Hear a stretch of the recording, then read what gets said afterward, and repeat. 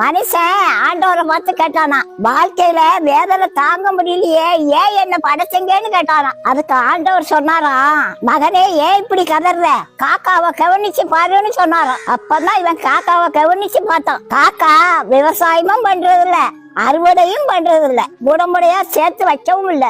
காக்காய்க்கு bank balance 0 தாங்க.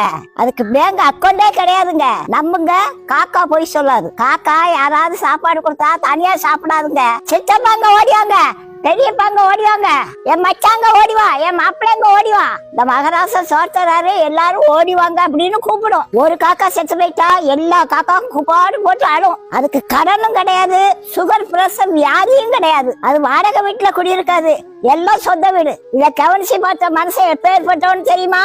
நேத்து ஒருத்தர் ஒரு மளிகை கடைக்கு வந்தாரு. கடைக்கு முன்னால ஒரு 100 ரூபாய் கிடந்துச்சு. இப்படி சுத்தமுட்டும் பார்த்துட்டு ரூபாய கால்ல போட்டு மீச்சிட்டு இப்படியே நின்னுட்டாரு. அரை மணி நேரம் இப்படியே பாத்துக்கிட்டே இருந்தாரு. யாரும் பாக்கலன்னு உடனே எடுத்து பாக்கெட்ல வச்சுக்கிட்டாரு. யாரோ கடைக்கு வந்தவங்க விட்டுட்டு போன காசு தானே. இதுதான் மனுஷன்.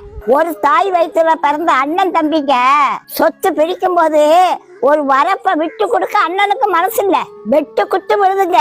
அண்ணன் நாசமா போடணும்னு தம்பி சூனியம் வைக்கிறாங்க. கள்ள புருஷனுக்காக தான் புருஷனுக்கும் பிள்ளைகளுக்கும் விஷம் வச்சு கொள்ளுவாங்க. எந்த காக்காயாது புருஷனுக்கு பிள்ளைகளுக்கு விஷம் வச்சு கொள்ளுதா? பாத்தீங்களா காக்காய்க்கும் மனுஷனுக்குள்ள வித்தியாசத்தை? அதனாலதான் ஏசப்பா காக்கா பார்த்தாவது திருந்துங்கன்னு சொல்றாரு.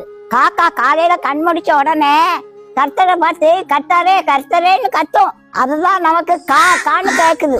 பல மனுஷன் கடவுளை நினைச்சு கூட பாக்குறது இல்ல. படைச்சவர் மேல பாரத்தை வச்சுட்டு ஒழுக்கமா வாழுங்க, வாழ்க்கையே இனிமையா மாறிடுங்க. மனுஷன் வெள்ளையா இருக்கான், அவன் இருதயம் பாலும் கிணறுங்க. காக்கா கருப்புங்க, அது மனசு ரொம்ப வெள்ளைங்க.